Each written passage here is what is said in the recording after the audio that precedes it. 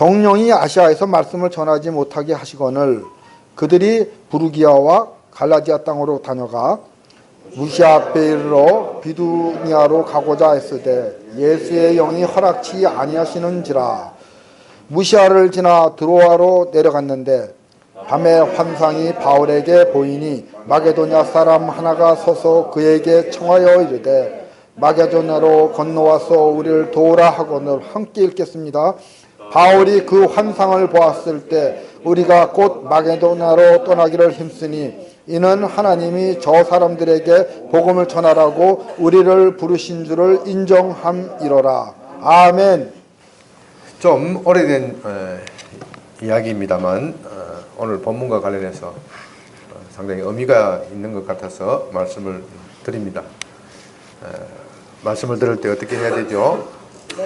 메모를 반드시 해주시기 바랍니다. 오늘은 특별히 중요한 주제이고 좀 까다롭기 때문에 또 보통 교회에서 잘 듣기 어려운 부분이지만 여러분의 신앙생활에 꼭 필요한 주제이기 때문에 반드시 좀 메모를 해서 좀 이해를 하고 또 실천을 했으면 좋겠습니다. 어느 마을에 홍수가 밀어닥쳤다고 합니다. 그 마을에 아주 믿음이 좋은 청년이 있어서 옥상으로 올라가서 하나님, 이 홍수로부터 저를 구원해 주시옵소서 그렇게 간절히 기도를 했습니다. 그러더니 조금 있다가 조그마한 모터 배가 와가지고 얼른 올라타라고 그렇게 이야기를 하였습니다. 그러다 그 청년은 하나님께서 나를 구원해 주실 것이니까 나는 이 보트가 타지 않겠다 그렇게 이야기를 하더라는 것입니다. 그래서 그 보트는 지나갔습니다. 그 청년은 다시 하나님께 열심히 기도하였더니 조금 몇 시간 지난 후에 이번에는 모터가 달린 아주 좀 큰 보트가 왔습니다. 구조대원들과 함께 얼른 올라타라고 이렇게 손짓을 하자 그 청년은 아니다. 하나님께서 나를 직접 구원해 주실 것이니까 나는 이 모터에 타지 않겠다. 그렇게 이야기를 했습니다. 이제 날이 깜깜해지고 밤이 되었습니다. 물은 점점 더 올라차고 지붕을 덮을 기세였습니다. 바로 그때 하늘에서 헬기가 다다다닥 하고 서치라이트를 켜면서 날라왔습니다. 날라와서 얼른 이 헬기 구명줄을 잡으라 그렇게 방송을 했지만 그 청년은 하나님께서 틀림없이 나를 구원해 주실 것이니까 나는 이 구명줄을 잡지 않겠다 그렇게 이야기를 했습니다. 그 결과가 어떻게 되었겠습니까? 그 청년은 어떻게 되었겠어요? 죽고 말았습니다. 죽고 예수님을 만났습니다. 주님, 왜 내가 그렇게 구원해달라고 기도를 하였는데 내 기도를 들으시지 않으셨습니까? 그러니까 예수님께서 내가 너에게 3번이나 응답하였는데 왜 너는 그 응답을 듣지 못하느냐? 그렇게 말씀하시더라는 것입니다. 이 이야기는 참 단순한 이야기인 것 같지만 참 우리에게 의미심장한 이야기를 던져주고 있습니다. 우리는 기도할 때 하나님의 음성을 들어야 됩니다. 하나님의 응답을 들어야 합니다. 그런데 많은 사람들이 이 하나님의 응답을 마치 인간의 소리가 내는 육성에 의해서 들려질 것으로 생각하기 때문에 하나님의 응답을 듣는데 실패합니다. 그러나 하나님의 대부분의 하나님의 응답은 인간의 육성으로 들려지는 것이 아니라 우리의 삶의 과정, 환경, 우리의 생각, 우리의 자연스러운 어떤 삶의 과정 속에서 옵니다. 예를 들면 우리가 병이 낫기를 기도할 때, 병이 낫기를 기도하고 또 그것을 구할 때 신유의 은사를 가진 분이 우리에게 손을 얹어서 낫는 경우도 있지만 그것은 극히 예외적인 경우이고 대부분의 경우에 우리는 병원에 가거나 또 약을 먹음으로써 낫게 됩니다. 그런데 사람들은 병원에 가거나 약을 먹는 이 자연적인 치유 방법에 의한 하나님의 응답이라고 생각하지 않습니다. 그래서 요즘 이 감기가 들렸을 때, 여러분들 감기가 들릴 때 기도하지요. 기도하면은 어떻게 됩니까? 기도한다고 해서 약을 안 먹는 건 아니잖아요.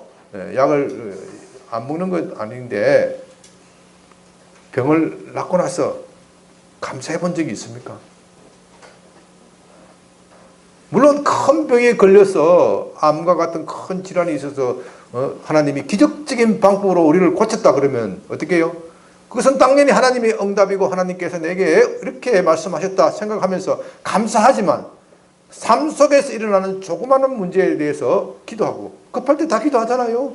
감기가 콜록콜록하고 오늘도 저희 집에 아이가 감기가 들려서 집사람이 또 몸이 좋지 않아서 기도해달라 기도하고 그렇게 나왔는데 저 감기 어떻게 되겠어요? 조금 있으면 낫게 되어 있어요. 낫게 되어 있어요. 낫게 된 것은 곧 우리의 기도의 응답이다 이렇게 생각해 본 적이 있냐 하는 것입니다. 하나님의 음성은 우리의 어떤 인간의 육성에 의해서 들려지지 않습니다. 그러나 우리는 이 하나님의 음성을 제대로 들어야 제대로 된 신앙생활을 할 수 있는 것입니다. 우리의 신앙생활은 하나님과 교제인데 교제라는 것은 서로 주고받아야 교제가 가능한 것입니다. 기도라는 것은 우리가 일방적으로 하나님께 우리가 필요한 것을 말하는 것이 아니고 하나님 내가 말하고 또 하나님이 우리에게 말씀을 하셔야 기도가 되는 것입니다. 저는 정계산 기도원에 자주 기도하러 올라가는데 어떤 정계산에 기도하러 가면 어떤 분들은요 조용히 기도하고 있는데 갑자기 주로 50대 된 60대 된 아주머니들이 한 대여섯 명이 몰려옵니다. 몰려와서 한 30분 동안 다른 사람이 묵상을 하든 말든 자기만 일방적으로 쫙 놓고 기도합니다. 다다다다닥 떠들면요 다른 사람들은 다 기도 못하죠. 조용하게 묵상 정적을 깨뜨리고 다다다닥 하고 그러고 가버려요. 그래서 우스갯소리로 하나님께서 야 나도 좀 이야기하자 하면 다 가버렸다는 게 그렇게 일방적으로 기도하는 것이 기도가 아니죠. 기도는 우리가 말을 하고 신앙생활은 우리가 말하고 또 하나님이 우리가 말하는 것에 대해서 말씀을 하셔야 됩니다. 그런데 이 하나님의 말씀은 인간의 육성으로 들려지는 것이 아니라 여러 가지 다른 방법으로 들려지기 때문에 우리가 그것을 듣기가 어려운 겁니다. 오늘 본문을 통해서 오늘 본문은 참 그래서 귀한 본문입니다. 귀한 본문이에요. 하나님께서 구체적으로 우리에게 어떻게 말씀하시는지 참 소중한 풍부한 예화를 제공하고 있습니다. 우리가 생각할 때는 사도 바울과 같은 대사도 그렇게 기도 많이 하는 분, 신라 또 선지자지 않습니까? 그렇게 많이 기도한 분들은 기도하면 인간의 육성으로 하나님께 기도하고 또 하나님이 인간의 육성으로 기도를 통해서 들려진다 이렇게 생각하기 쉬운데 이 본문에서는 조금 이따 살펴보지만 그런 것이 아닙니다. 그런 것이 아니에요. 참 그래서 오늘 본문은 참 귀한 본문입니다. 이 본문을 잘 살피고 연구를 해서 여러분들도 사도들과 같이 선지자들과 같이 우리의 신앙의 선배들과 같이 하나님의 음성을 듣는 법을 제대로 배워야 합니다. 성령의 음성을 듣는 법을 제대로 배워서 성령이 항상 그분의 음성에 귀 기울여서 그분이 인도하는 대로 살아가는 법을 배웠으면 좋겠습니다. 우리 16장 6절입니다. 성령이 아시아에서 말씀을 전하지 못하게 하시거늘 그들이 부르기아와 갈라디아 땅으로 다녀가. 우리는 지난 주일에 사도 바울이 신라를 데리고 제2차 선교 여행을 떠나는 것을 보았습니다. 한번 지도를 한번 펼쳐주세요. 자, 지도 좀 키울 수 없을까요? 잘 보이십니까? 뒤에 좀 불 좀 꺼주셨으면 좋겠네. 불 좀 꺼줬으면 좋겠네요. 예, 요, 화면도 좀 잘 비춰주세요. 예, 이제 잘 보이죠? 예, 바울이 어디서 출발했습니까? 여기 안디옥에서 출발했습니다. 신라는 바나바는 이렇게 가버리고, 그죠? 예, 배를 타고 가고, 바울은 육로를 통해서 이렇게 가고 있습니다. 여기서 바울의 2차 선교 여행의 제1차적인 목표는 이 갈라디아 땅입니다. 여기가 루스드라, 이고니온, 비시디아, 안디옥, 여기가 남갈라디아라고 하는데, 이 남갈라디아가 1차적인 목표입니다. 그 이유는 뭐라 그랬죠? 이 지역이 누구로부터 공격받고 있기 때문에? 유대주의자들로부터 공격을 받고 있기 때문에 이들 교회를 안정시키고 다시 부흥시키고 발전시키고 하는 그런 것을 위해서 1차적인 목표가 바로 남갈라디아 땅이었고, 2차적인 목표는 여기가 안정이 되고 나면 이 대륙을 이 반도를 뭐라 그럽니까? 소아시아 반도, 소아시아 지금의 터키 지방이죠. 이 터키 지방 전체를 복음화하는 것이 2차 전도 여행의 목표였던 것 같습니다. 그런데 여기에 지도를 보면 아시아라는 지역이 나오죠. 아시아라는 지역이 나오는데 원래 아시아는 바로 이 지역을 말합니다.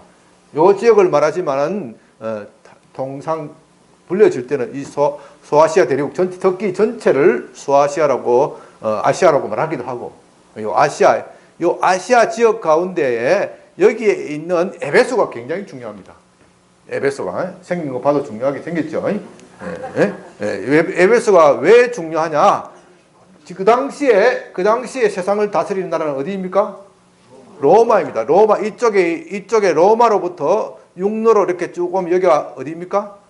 그리스죠. 그리스를 거쳐서 배를 타고 여기 아시아로 들어가야 되는데, 이 아시아로 들어가는 관문이 에베소란 말입니다. 이 아시아로 들어가는 관문이. 그래서 이 모든 길은 어디를 통해요? 로마를 통한다. 모든 길은 로마를 통해서 모든 지역들이 오고 모든 지역들이 또 나가는 거예요.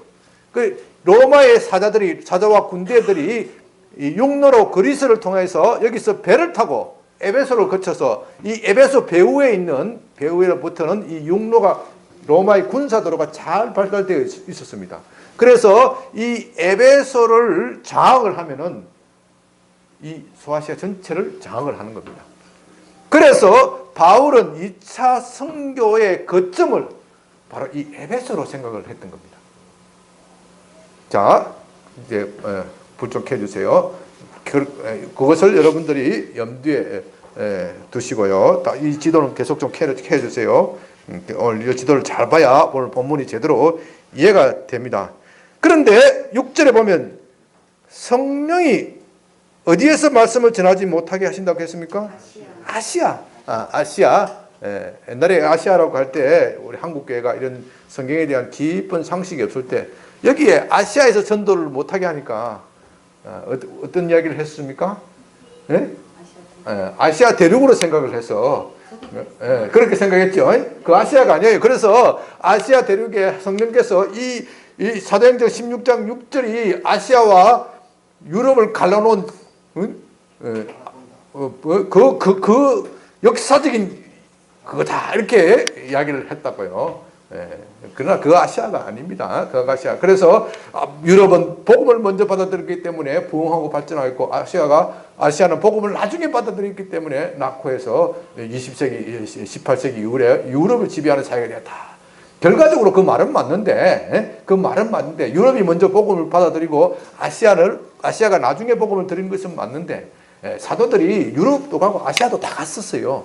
아시아 사람들이 악해서 복음을 거부한 것 뿐인 거예요. 결과적으로는 말은 맞지만 그 사도행전 16장 6절을 근거로 이야기하는 것은 무리다. 자, 그거는 여담이고요. 중요한 것은 성령이 아시아에서 말씀을 전하지 못하게 하였다.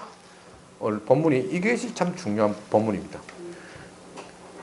성령이 아시아에서 말씀을 전하지 못하게 하였다고 하는데 도대체 어떻게 성령께서 말씀하셨는가? 인간의 육성으로 말씀하셨는가? 너 아시아로 들어가지 마. 그렇게 말씀했을까요? 본문을 자세히 읽어보면요, 그것은 아니라는 것을 우리가 충분히 알 수 있습니다. 왜냐하면 성령께서 그렇게 말씀하셨다면 그들이 뭐라고 물었겠습니까? 왜요? 그렇죠. 또 뭐라고 그랬을까요? 그러면 우리가 어디로 가야 합니까? 그렇게 물었어야 되는데 그것이 없고 그 다음에 그들은 어디로 가야 될지 헤매고 있어요.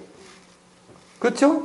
그 다음 본문을 보면, 조금 이따가 말씀드리지만 그 다음 본문을 보면 그들이 어디로 가야 할지 헤매고 있어요. 그래서 이것은 성령이 아시아에서 말씀을 전하지 못하게 하신다. 이것은 육성으로 들려진 음성이 아니라는 것은 분명합니다. 그렇죠? 그래서 우리는 이렇게 짐작할 수 있습니다. 그들은 이 육로를 통해서 아시아를 여기서 이제 갈라디아 지방을 복음을 마치고 여기 보르기아를 통과해서 아시아로 들어가려고 하는 관문에서 길이 막혔다는 겁니다. 홍수에서 길이 막힐 수도 있고 또 옛날에는 치안이 지금과 같이 좋지 않았기 때문에 아무리 로마가 지배하던 사회 그런 세상이라 하더라도 지역적인 봉기나 소요들이 자주 일어났었기 때문에 길이 자주 막혔습니다. 그 막히는 것을 보고 그들이 우리는 이제 어떻게 해야 되는 것일까? 우리가 아시아로 들어가서 복음을 전해서 소아시아 대륙 전체로 복음을 하자고 했는데 이 길이 막혔다. 성령께 한번 여쭈어보자. 우리가 어떻게 해야 될지 성령께 한번 여쭈어보자. 그렇게 생각하면서 함께 기도했을 것입니다. 그렇게 함께 기도했을 때 그들 바울의 일행 지금 누구입니까? 바울과 실라 또 디모데 더베에서 디모데를 데려갔잖아요. 디모데 이 세 사람 그뿐만 아닙니다. 여러 사람이 있었습니다. 바울은 선교 여행을 다닐 때 대표적인 사람이 세 사람만 나오지 뒤에 나중에 보면요 여러 팀이 따라 붙었어요. 어떤 사람은 장기적으로 따라 붙고 어떤 사람은 단기 선교팀으로 따라 붙고 바울은 이런 선교팀을 데리고 다니면서 그들의 영적 훈련, 신앙 훈련을 했습니다. 신앙 훈련을 했던 거예요. 그래서 이들 선교단 자체가 하나의 교회고 공동체입니다. 그 공동체에 우리가 길이 막혔으니 어떻게 해야 될 것인가? 그 문제를 함께 의논을 하였을 것입니다. 그렇게 함께 의논을 하였을 때 그들의 마음에 공통적으로 있었던 것은 이 소요 사태로 해서 길이 막힌 것을 억지로 떨고 가지 말자. 하나님께서 다른 길을 이 길이 막혔은 것은 하나님의 뜻이다. 우리가 다른 길로 가자. 그렇게 생각했던 것입니다. 하나님께서 왜 아시아에서 전도하지 못하게 했다는 것. 그 당시로서는 그 이유를 잘 알 수가 없습니다. 그러나 우리가 나중에 추측할 수 있는 것은 적어도 이 당시에는 아시아 지역이 복음을 받아들일 준비가 되지 않았다. 그것은 확실합니다. 왜냐하면요, 바울은 2차 전도 여행을 마치면서 에베소를 들읍니다. 에베소를 들을 뿐만 아니라 3차 전도 여행 때는 무려 2년간이나 에베소에서 머물면서 아시아 전체를 복음화하고 무엇을 세웁니까? 거기서 그 유명한 두란노 서원 2년간 신학교를 세우면서 세미나 하면서 아시아를 전도를 하였던 것입니다. 그렇기 때문에 지금 당장은 성령께서 아시아 지역이 복음의 준비가 되지 않았어. 그러니까 지금은 딴 길로 가. 우리는 결과적으로 그렇게 추측을 할 수 있습니다. 그러나 그 당시 그들의 일행은 이런 성령의 깊은 생각을 알지 못합니다. 어찌되었든 아시아에서 말씀을 전하지 못하게 하신다. 그것은 성령의 뜻이라는 것을 확정을 하고 그들 공동체에서 확신을 얻고 이렇게 움직입니다. 그래서 이쪽을 가지 못한다면 여기서 보르기아라고 했죠. 이 보르기아 이쪽으로 올라가다 가지 못한다면 어디로 가야 되겠습니까? 그 반대쪽으로 성령께서 이쪽으로 막으시니까 이쪽으로 가야 되겠다. 이쪽이 어디예요? 비두니아 본도 비두니아 쪽으로 가려고 하였습니다. 이 비두니아는 이 아시아에 비해서 7절 보십시오. 무시아 앞에 이르러 비두니아로 가고자 애쓰되 예수의 영이 허락하지 아니하시는지라. 여기 보시면요, 이 비두니아는 아시아 지역보다는 좀 못하지만, 좀 못해요. 교통도 좀 덜 발달되어 있고 좀 시골이에요. 그러나 이곳에는 또 나름대로 이점이 있었습니다. 왜냐하면 이곳에는 유대인 공동체가 많이 있었습니다. 그래서 유대인 회당에 찾아가서 복음을 전하면 참 좋을 것이다. 그들은 그렇게 생각을 하고 이 부르기아를 지나서 비두니아로 가고자 하였습니다. 비두니아 가서 무시아 이게 있죠. 무시아와 비두니아 경계선에 이르러서 이렇게 넘어가려고 하는데 누가 허락지 않았다고요? 예수의 영. 예수의 영. 예수의 영은 곧 누구십니까? 성령. 앞에서는 성령, 예수의 영. 예수의 영. 이 성교의 모든 총지휘는 예수님이 하신다. 그것을 강조하기 위해서 예수의 영이라고 표현하고 있는 것이죠. 예수의 영이 허락하지 않으신다. 이때도 예수의 영이 어떻게 허락하지 않았는지 구체적으로 나와 있지 않습니다. 그렇죠? 그러나 분명한 것은 인간의 육성적인 음성으로 비두나로 가지 말라 이렇게 한 것은 아니라는 것입니다. 만일 육성적인 음성으로 그렇게 하였다면 어떻게 했겠습니까? 조금 전에 말씀드렸듯이 그러면 우리와 어디로 가야 합니까? 그렇게 물어보았을 것인데 그러면 성령께서 어디로 가라고 말씀하셨을 것 같은데 본문의 기록은 그런 것이 없습니다. 그래서 여기서도 우리가 지금 현재 알지 못하는 사유에서 비두니아로 가는 길이 막혔기 때문에 그들은 비두니아로 가는 그것을 성령께서 막으신다고 그렇게 해석한 것입니다. 그들은 이 문제를 위해서 함께 기도했을 것이고 함께 기도했을 때 같은 마음을 품게 되면서 성령께서 이 길을 막으시니 그러니 그렇다고 해서 왔던 길을 되돌아갈 수는 없고 어떻게 해요? 성령께서 특별한 말씀을 하시기까지 어떻게 해요? 계속 앞으로 가는 수밖에 없는 거예요. 계속 앞으로 가다가 어디까지 갔어요? 이 소아시아 대륙의 끝단 드로아까지 간 거예요. 더 이상 갈 데가 없었어요. 더 이상 갈 데가 없으면 어떻게 해야 돼요? 더 이상 갈 데가 없으면 성령께서 말씀하실 때까지 기다려야 돼요. 기다려야 돼요.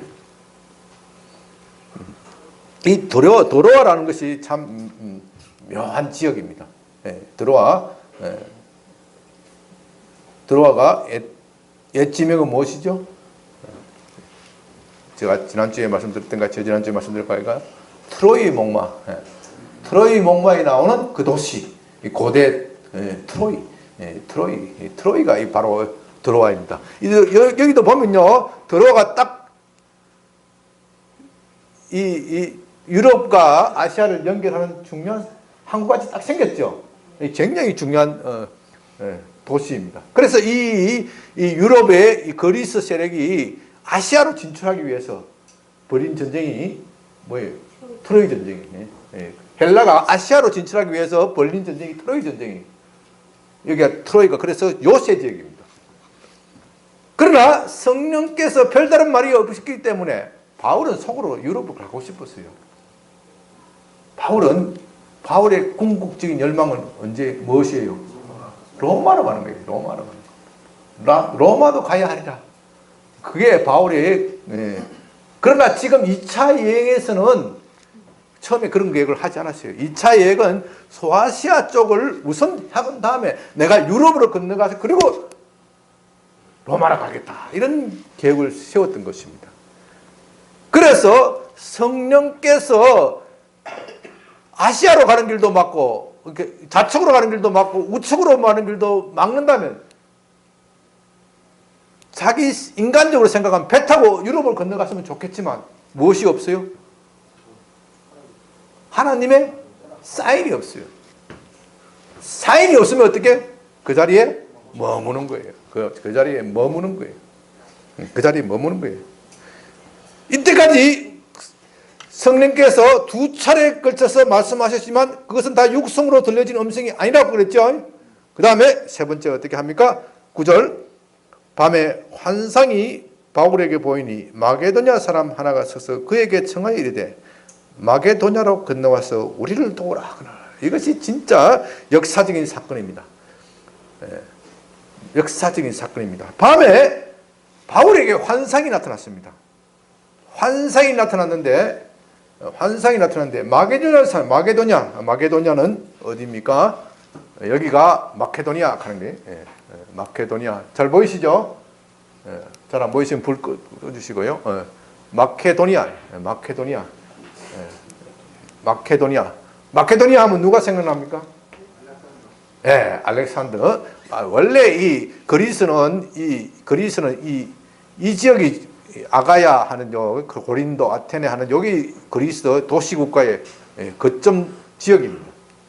이 거점 지역인데 올림푸스 산이 있죠. 이렇게 하는데 이 마케도니아는 그리스의 변방이에요.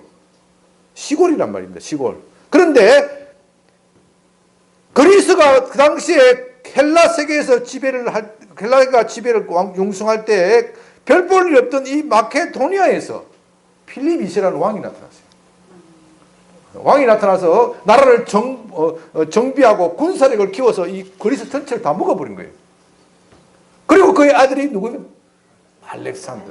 알렉산더 대왕은 비록 10년간 겨우 10년간 통치를 했는데도 불구하고 그 짧은 기간 동안 가장 많은 영토를 확보하고 젊은 나이에 죽어버리죠. 죽어버리죠. 그러나 이것은 적어도 200년 전의 일이고 이때는 이미 이 마게도니아 지역이 로마의 속국이 되었을 뿐입니다. 로마의 속국이 되어버렸습니다. 마게도니아 사람이 환상에 나타나서 우리를 도우라 하는 것은 누구에게 나타났다고요? 바울에게 나타났습니다. 그 목소리는 무엇입니까? 그것은 무엇입니까? 무엇을 뜻하는 겁니까? 마게도니아로 건너와라는 뜻이죠. 마게도니아로 건너와서 복음을 전하라는 것입니다. 그런데 바울이 이 환상에 대해서 어떻게 처리하는지 이것이 중요하다 이 말입니다. 10절 바울이 그 환상을 보았을 때 우리가 곧 마게도냐로 떠나기를 힘쓰니 이는 하나님이 저 사람들에게 복음 전하라고 우리를 부르신 줄로 인정함이라. 여기에 중요한 것은 우리입니다.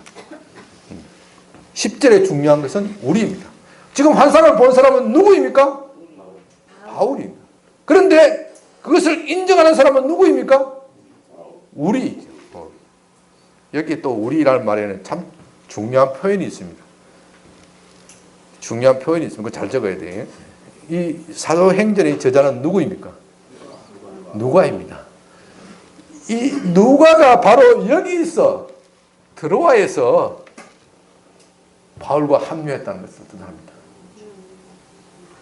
드로아에서 이 성경은 그러니까 한 장 한 단어를 잘 읽어야 돼. 고대 문헌은 이렇게 굉장히 문학적이고 은유적인 기법을 잘 씁니다. 그것은 저자 자신을 드러내지 않으면서 겸손한 표현이고 이렇게 하면서 문학적 가치를 높이는 것이죠. 독자들이 이 문학 작품에 대해서 어떻게 돼요? 정신을 바짝 차리고 보지 않으면 놓치는 거예요. 놓치는 거예요. 정신을 바짝 차리고 우리가 여기서 바울은 원래 성격이 좀 괄괄하죠. 불과 같은 성격입니다. 잘못이 있으면 어떻게 해요? 베드로를 하더라도 갈라디아에서 지적을 해버리고 바나바라 하더라도 지적을 해버리고 성격이 직선적이고 불과 같은 성격입니다. 그런데 이 누가는 성격이 사람이 차분해요. 또 이 뭔가를 관찰해서 기록을 잘하는 성격입니다. 바울의 성격이 활발해서 상의적인 생각, 독창적인 생각 이런 것을 잘 해서 교리를 만들고 구성을 하지만은 그것을 정리를 잘하는 사람이 누구예요? 바로 누가라는 겁니다. 그래서 이 누가는 사도행전을 기록하기에 가장 적합한 인물이에요. 하나님께서 왜 이 시점에 누가를 바울에게 붙여주셨느냐? 이 사도행전을 기록하기에 가장 적합한 인물이에요. 관찰을 해서 조용히 관찰을 해서 그 사도행전을 관찰을 보면요 너무나도 놀랍습니다. 마치 전문가처럼 바울이 나중에 26장, 7장 이렇게 가면 항해를 하는 거 보면요. 마치 뱃사람처럼 그렇게 기록을 하고 있어요. 뱃사람처럼 그렇게 기록하고. 또 바울이 재판을 받는 거 보면 마치 법률가처럼 그렇게 기록하고 있어요. 굉장히 사실적이고 정확하게 기록하기를 좋아하는 사람. 그건 꼼꼼한 사람이 그렇게 할 수 있거든요. 누가는 꼼꼼한 사람입니다. 거기다가 누가의 직업이 무엇입니까? 의사예요. 의사. 바울은 건강이 별로 좋지 않았어요. 우리가 자세한 것은 모르지만 그의 자신의 표현들을 하더라도 자기에게 무엇이 있다고 그랬어요? 육체에 가시가 있다고 그랬어요. 가시가 질병을 얘기하는 거예요. 질병. 그것이 정확한 것은 아직도 잘 모르지만 간질이지 않을까 이렇게 추정하기도 합니다. 그 육체의 가시를 제거해달라, 내 병을 낫게 해달라고 3번이나 간절하게 기도했지만 하나님께서 고쳐주지 않았습니다. 그 대신 누구를 붙여줬어요? 누가를 붙여줬어요. 의사 누가를 붙여줌으로써 그의 병을 돌보게 한 것입니다. 그러므로 이 때에 하나님께서 누가를 붙여주신 것은 바울의 사역을 돕기 위한 것이다. 바울의 사역을 돕기 위한 것이다. 우리가 그 점을 좀 알 필요가 있습니다. 그 다음에 중요한 것은 다시 우리가 본문의 주제로 들어가서 우리가 하나님께서 마게도냐로 건너와서 복음을 전하는 것을 인정하였다. 인정하였다. 10절 그 환상을 보았을 때 우리가 곧 마게도냐를 떠나기를 힘썼다 그랬습니다. 자, 이 드로아에서 아무 일도 안 하고 그냥 기다리기만 했으면 힘쓸 일이 필요가 있어요, 없어요? 그냥 떠나면 되는 거예요. 그런데 성령께서 아무 음성을 들려주시지 않자 드로아에서 무엇을 했겠습니까? 기도만 한 것이 아니고 복음을 전한 거예요, 드로아에서. 요즘 말로 하면 교회를 개척하고 한참 사람들이 몰려 들어오고 있습니다. 그런데 성령께서 떠나라고 하시는 거예요. 그러니까 떠나기를 어떻게 해야 돼요? 힘써야 돼. 무슨 말씀인지 알겠시겠죠? 성령의 음성이 없으니까 땅끝 들어와, 아시아 대륙의 땅끝 들어와에 와서 그들은 별다른 음성이 없으니까 여기서 사역하라는 것으로 알고 계속 거기서 전도하고 교회를 개척하고 복음을 전했는데 어느 날 성령의 음성이 들려왔다. 그래서 모든 것을 정리하고 적시순종. 성령의 음성을 들으려고 하는 사람은 늘 적시순종하는 자세가 돼요. 적시순종을 하고 있다. 적시순종. 그 다음에 이렇게 적시순종하는 것이 바울 혼자입니까? 누구입니까?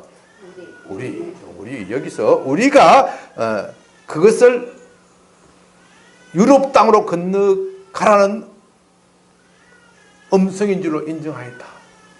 바울이 본 환상을 우리가 그것을 인정하였다. 이것은 무엇을 뜻합니까? 바울과 같은 위대한 사도, 요즘 말로 하면 신령한 사람, 영적 권위를 가진 사람, 그런 사람이라면 자기가 본 환상을 그럼 뻔하잖아요. 마게도냐 사람이 와서 우리를 와서 토락하면 뭐예요? 마게도냐로 가라는 음성이에요. 일방적으로 말할 수 있습니다. 그는 선교단 단장이고 충분히 영적 권위가 있습니다. 그런데 본문은 우리가 인정하였다는 것은 뭐예요? 바울이 그렇게 하지 않았다. 바울은 그렇게 하지 않았다. 바울은 내가 어젯밤에 꿈에 환상을 보았는데 마게도냐 사람이 와서 우리를 도우라고 말한다. 여러분들이 생각은 어떻습니까? 자기 생각이 물론 있었겠죠. 여러분들이 생각은 어떻겠습니까?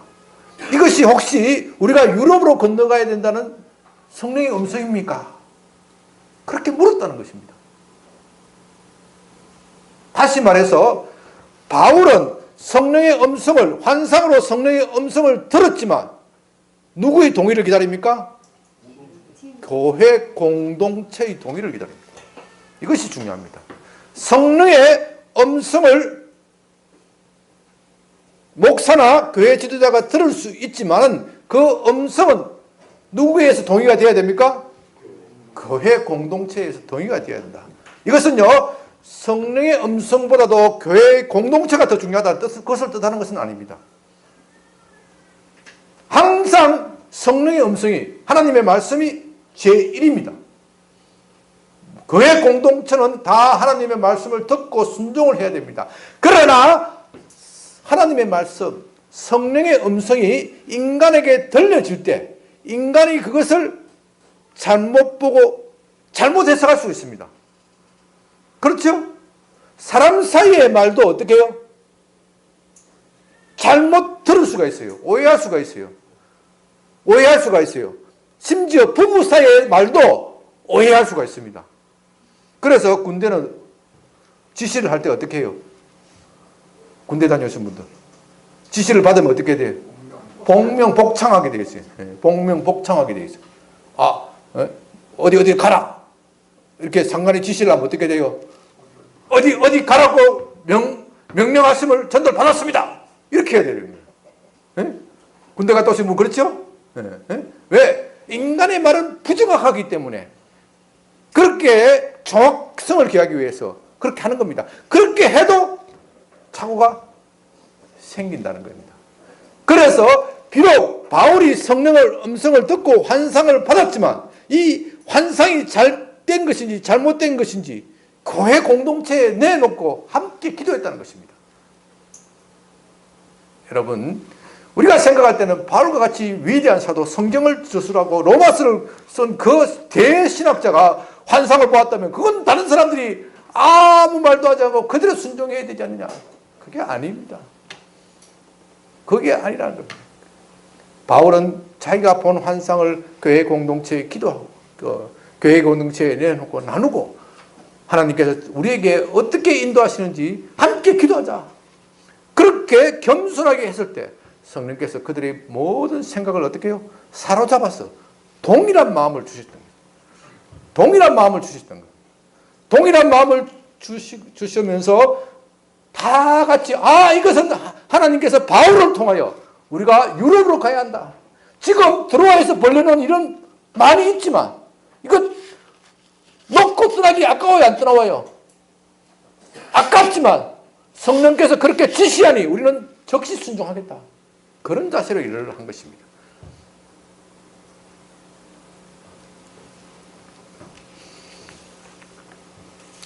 저는 이것이 참 중요하다고 생각하고 우리 교회가 좀 이런 교회가 의사결정을 할 때 좀 이렇게 되었으면 좋겠다.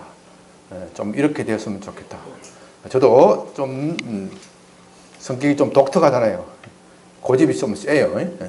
고집이 세기 때문에 남의 말을 잘 안 듣는다 하는 소리를 많이 듣습니다. 집에서도 특히 많이 듣습니다. 그래서 고난을 많이 당하고 있어요. 그래서 남의 말을 좀 잘 들으려고 한다. 그렇게 노력을 합니다. 특히 이 교회 공동체에서 누가 한 사람이 신령하다고 해서 일방적으로 끌고 가면은 처음에는 좋을지 모르지만 나중에 꼭 탈이 생깁니다. 그래서 어떤 일이 생깁니까? 곧 북한이 쳐들어올 거니 캄보디아로 피신을 간다. 피신을 가야 된다. 동남아로 피신을 가야 된다. 그 교회가 평소에 목사의 말에만 의존되어 있는 교회는 어떻게 합니까? 다 떠나버려. 그것이 맞는지 목사님이 그렇게 환상을 받았다 그러면 교회 공동체 평소에 내어놓고 성령의 음성을 다시 확인하고 점검하자. 이런 훈련이 된 교회 같으면 그런 결정을 쉽게 할 수 있겠어요? 없겠어요? 그런 결정을 쉽게 못하는 겁니다. 그렇게 해서 이단으로 빠지고 사이비로 빠지는 그런 교회를 보면요. 꼭 이 의사결정 구조가 목사 혼자 단독적으로 하는 구조. 그래서 또 심지어 최근에는 어떤 일이 있었습니까? 모든 대부분의 성도를 이끌고 어디 남태평양에 천국을 건설하겠다 해가지고 난리친 사람 있죠. 텔레비에 나오고 이름 거론하기도 참 창피하고 부끄러운 게. 그거 잘 믿는다는 사람이 그렇게 빠지는 거예요. 잘 믿을수록 겸손하고 비록 다른 사람들이 신령하지 못하고 좀 자기보다 기도도 못하는 사람이다 할지라도 함께 나누면 성령께서 어떻게 해요? 통일한 마음을 주시고 더 중요한 것은 함께 나누는 공동체가 어떻게 돼요? 성령의 음성을 듣는 훈련을 하는 거예요. 제가 아까 얘기했지 않습니까? 여기에는 우리나라 말에는 바울뿐만 아니라 누구? 신라. 바울과 신라는 위대한 선지자고 사도이기 때문에 그건 뭐 그렇다 하더라도 다른 분들은 지금 훈련이 필요합니다. 디모데 그리고 또 누가 이분들은 영적 훈련이 필요합니다. 그리고 함께 그들을 따라온 장단기 선교 요원들, 선교에 함께 참여한 사람들, 이 사람들에게 영적 훈련이 필요한 겁니다. 그렇게 함으로써 자기가 받은 비전을 함께 나눔으로써 함께 성령의 음성을 듣는 법을 배우고, 그리고 그 결정에 대해서 어떻게 돼요? 함께 책임을 지는 법을 배우는 겁니다. 저는 교회를 운영함에 있어서 참 오늘 본문이 소중하다고 생각을 합니다. 이제 말씀을 정리합니다. 우리가 본문을 통해서 첫째로 알아야 할 것은 성령의 음성을 듣는 것은 모든 신자의 의무라는 것입니다. 선택사항이 아닙니다. 우리는 성령의 인도하심을 받아야 합니다. 하나님께서 믿는 신자들에게, 예수님을 믿는 신자들에게 성령을 보내주시겠다고 하였습니다. 성령 그분이 우리에게 함께 계셔서 우리를 천국으로 인도하신다. 성령께서 우리의 삶을 지도하신다. 인도하신다. 그렇게 했습니다. 그런데 그분의 음성을 듣지 않고서 우리가 어떻게 그분의 지도를 따라갈 수 있습니까? 그분의 음성을 듣지 않고서 어떻게 그분의 지도를 따라갈 수 있습니까? 어떻게 그분이 우리를 지도하시는지 어떻게 알 수 있습니까? 그분이 말씀하시지 않으면 어떻게 알 수 있습니까? 그런데 많은 사람들이 성령의 음성을 듣는 것을 특별한 일로 생각합니다. 그것은 바울이나 같은 위대한 사람, 신령한 목사, 부흥사, 은사가 있는 분, 이런 분만 듣는 것이다. 이렇게 생각합니다. 왜냐하면 성령의 음성이라고 말하면 그것을 육성, 인간의 소리로 들려지는 음성으로 착각하기 때문입니다. 그러나 우리가 본문에서 보았듯이 바울조차도 성령의 음성을 직접 들었습니까? 듣지 않았습니까? 직접 들은 적이 없습니다. 단지 한 차례 환상만 보았을 뿐입니다. 성령의 음성은 육성으로 오는 것이 아닙니다. 물론 육성으로 올 수도 있습니다. 이 자체를 부인하는 것은 아닙니다. 그러나 그것은 아주 특별한 경우이고, 대부분의 경우에는 우리의 생각과 사고와 느낌과 감정과 모든 전체를 통하여, 그리고 환경을 통하여, 그리고 자연적인 법칙을 통하여 삶의 과정 속에서 우리에게 다가오는 것입니다. 왜 이렇게 성령께서 말씀하셔야 하느냐? 그것은 또 복잡한 문제입니다. 그것은 인간이 복잡하기 때문에 그래요. 성령께서 육성을 들려주시면 그걸 제대로 이해할 사람이 별로 없어요. 별로 없어요. 우리는 성령께서 그냥 육성으로 들려주시면 그걸 제대로 정확하게 말씀하실 것이 아니냐, 그렇게 생각하는데 그렇지 않습니다. 인간은 인간 속에서 자기의 생각과 내면적인 의지가 있기 때문에 그 의지를 버리지 않으면서 육성으로 듣는다고 해도 그것이 아무 소용이 없습니다. 그렇지 않으면 하나님께서 우리에게 주신 말씀을 왜 우리가 제대로 못 깨달아요? 이 성경에 보면 하나님께서 직접적으로 말씀하신 부분이 얼마나 많이 있습니까? 성경도 제대로 이해를 못하는 우리가 어떻게 하나님께서 육성으로 들려주는 음성을 제대로 이해할 수 있겠습니까? 그렇기 때문에 하나님은 우리의 연약함 때문에 이런 방법을 통하여 말씀을 하십니다. 그리고 그 방법이 우리에게는 가장 적합하고 안전합니다. 그렇지 않다면 생각해 보십시오. 내가 이 음성을 들었고 너는 저 음성을 들었고 얼마나 교회가 복잡하고 혼잡스럽겠습니까? 또 성령의 음성을 듣는 사람들은 얼마나 겸손할까요? 교만할까요? 교만해요. 성령의 음성, 교회 보면 성령의 음성을 듣는다는 사람이 꼭 사고쳐. 그래서 아예 성령의 음성을 듣지 말자 이런 파도 생기는 거예요. 그것도 잘못된 거예요. 요한복음 10장 27절에서 내 양은 내 음성을 들으며 나는 그들을 알고 그들은 나를 따른다고 했습니다. 내 양, 예수님의 양. 예수님을 믿는 사람은 누구의 음성을 들어요? 예수님의 음성을 듣습니다. 예수님은 지금 어디 계세요? 하늘에 계신데 어떻게 우리가 예수님의 음성을 듣습니까? 누구를 통하여? 성령을 통하여 음성을 듣는 것입니다. 우리는 성령을 통하여 예수님의 음성, 성령의 음성을 들어야 제대로 신앙생활을 할 수 있습니다. 진짜 하나님과 영적 교제가 이루어질 수 있습니다. 아무리 손동작 발동작 많이 하더라도 음성을 듣는 것만큼 사상과 감정을 전달하는 수 있겠습니까? 그래서 성령의 음성이라는 말로 표현하는 겁니다. 이 성령의 음성은 그러나 육성으로 들리는 것이 아닙니다. 성령의 음성을 들으려면 영적 감각을 키워야 됩니다. 영적 감각. 성령의 음성은 인간의 육성적인 방법으로 들려지는 것이 아니기 때문에 그 특별한 귀가 있어야 된다 이 말입니다. 이 특별한 영적 귀, 영적 감각이 있어야 된다 이 말입니다. 이것은 마치 어린아이와 똑같습니다. 어린아이가 처음에 태어났을 때 말을 배우기 전에 어떻습니까? 모든 말이 똑같은 말로 들려요. 똑같아요. 여러분들이 개를 짖는 것을 보면, 개가 짖는 것을 보면 똑같은 소리 들리죠. 개도 언어가 있다 그러잖아요. 예? 우리 인간처럼 복잡한 언어는 아니지만 개도 자기를 표현하고 자기들끼리 의사소통하는 언어가 있다 그러잖아요. 그런데 우리는 그 언어가 분별이 돼야 안 돼요. 예? 안 돼요. 왜? 개가 아니기 때문에.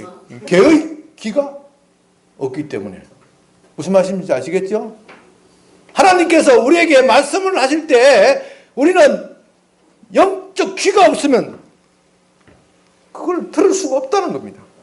그렇기 때문에 성령의 음성을 들으려면은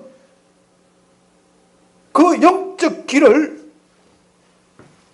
열어야 됩니다.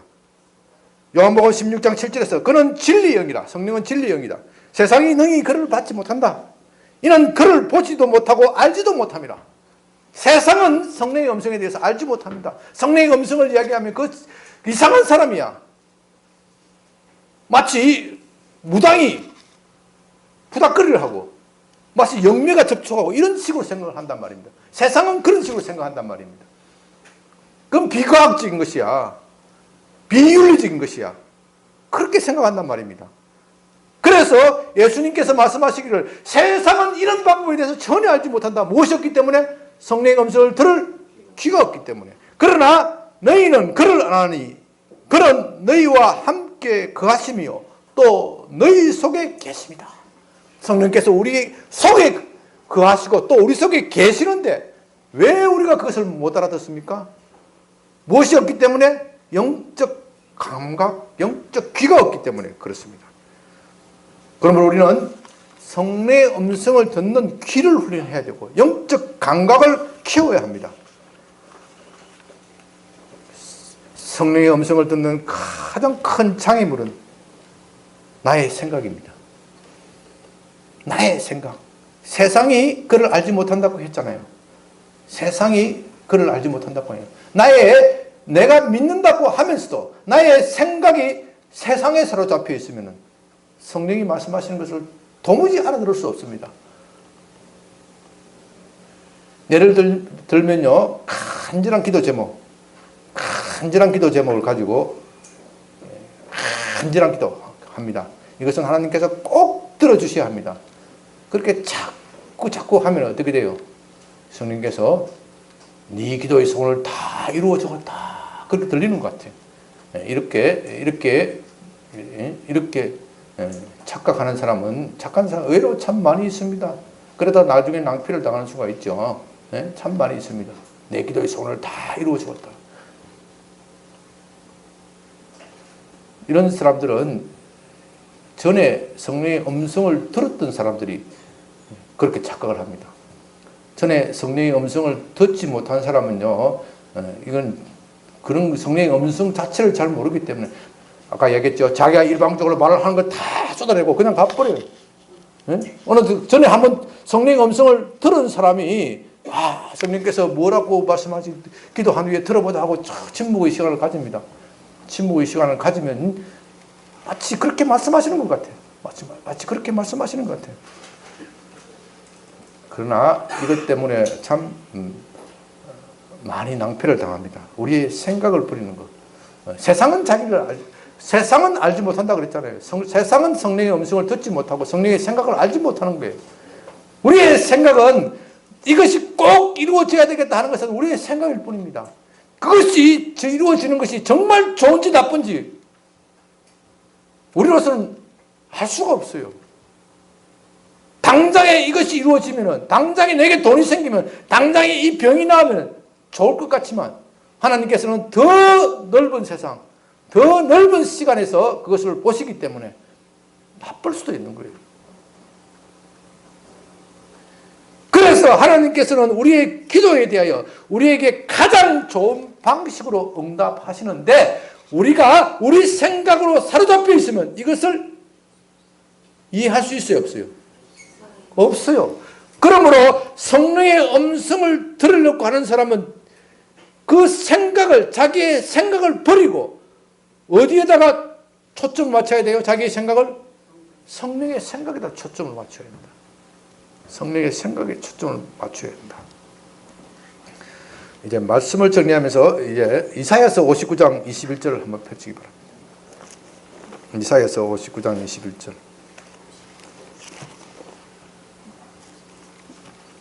오늘 말씀 전환을 보면요. 어떤 분들은 참 이 말씀을 중요하게 듣고 참 적고 하는데 어떤 분은 졸리는 분이 있어요. 이게 성령의 음성을 잘 모르기 때문입니다.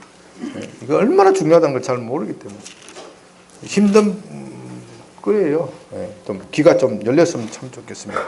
이사야서 59장 21절입니다. 참 중요한 구절입니다. 다 같이 한번 찾아보세요. 이사야서 59장 21절 구약성경 1041페이지. 이런 중요한 구절은 줄 쳐서 읽어야 돼요. 줄 쳐서 빨간 줄로 서고 네모하고 이건 정말로 중요한 구절이에요.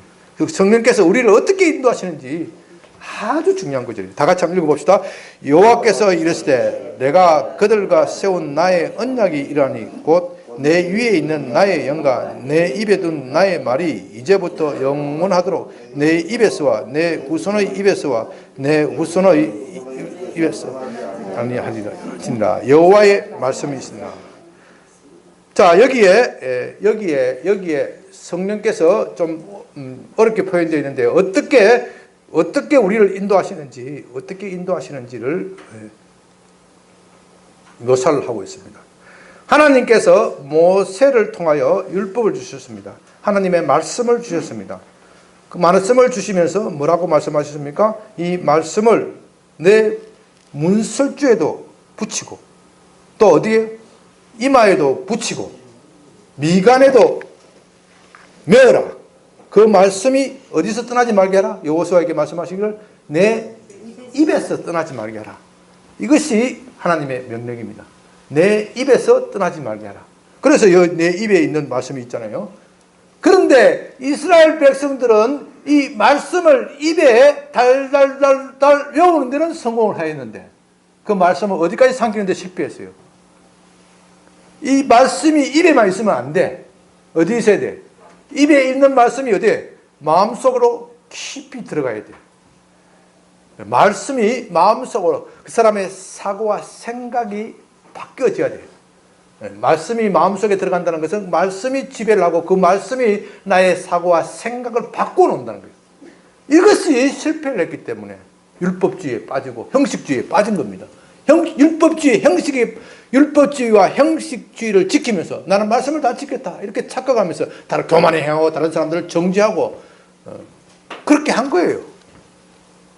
그래서 하나님이 이것이 아니다. 너희가 이제 내가 모세를 통하여 내가 너희에게 말씀을 주었지만 너희는 겨우 그 말씀을 그 입에만 머물게 했다. 내가 입에 머물게 하라는 본뜻은 뭐예요? 그 말씀을 어디까지 들어가게 하라? 마음까지 들어가게 하라는데 너희는 그걸 착각을 했다. 입에만 달달달 외우면 그것으로 끝나는 줄로 생각했다. 그건 아니다. 그러니 내가 너에게 새 언약을 주겠다. 무엇을 더 덧붙여주겠다는 거예요? 나의 영을 덧붙여주겠다. 전에는 말씀만 왔어요. 이제는 뭐예요? 나의 영. 성령께서 이 입에 둔 말씀과 같이 붙여주겠다. 그 뜻입니다. 그렇게 될 때 그 말씀이 내 입에서와 내 후손의 입에서와 내 후손의 후손의 입에서 떠나지 아니하리라. 영원히 떠나지 아니하리라. 이것은 곧 말씀을 우리 마음속에 심어주겠다. 내 입에만 있던 말씀이 어디에요? 우리 마음속에 쏙 들어오게끔 심어주겠다. 바로 그것을 뜻합니다. 입에서 떠나지 않겠다. 성령께서 우리에게 말씀하시는 가장 일반적인 방법, 표준적인 방법, 이것을 우리에게 제시를 합니다. 다시 말해서 우리가 하나님의 말씀을 읽고 묵상하고 성령의 도우심을 구하면서 읽고 묵상할 때 성령께서 그 말씀을 우리에게 깨우쳐 주시면서 우리의 생각을 바꿔놓으신다. 생각을 바꿔야 음성을 잘 듣는다 했잖아요. 그냥 성경을 읽는 것이 아니라 그 성경이 내 마음속에 부닥치면서 내 생각을 바꿔놓는 거예요. 생각이 바뀌어져야 성령의 음성을 들을 수 있습니다. 생각이 세상 속에 꽉 사로잡혀 있는 사람 100번 읽어도 소용이 없어요. 성경을 100번 읽어도 성령의 생각을 읽을 수 없는 거예요. 그러므로 우리는 성경을 읽을 때 늘 성령의 인도하심, 성령님 이 말씀을 깨닫게 하고 순종하게 하소서. 그래서 제가 설교를 할 때도 항상 성령께 도움을 구하는 기도를 하지 않습니까? 말씀은 성령께서 해석을 해주셔야 우리가 이해를 하고 순종하고 지킬 수 있다는 말입니다. 사랑하는 여러분, 이제 말씀을 마칩니다. 우리는 성령의 음성을 들어야 합니다. 성령의 음성을 들어야 그 말씀을 지킬 수 있습니다. 그 말씀을 듣기 위해서는 우리에는 영적 감각, 들을 귀가 열려야 합니다.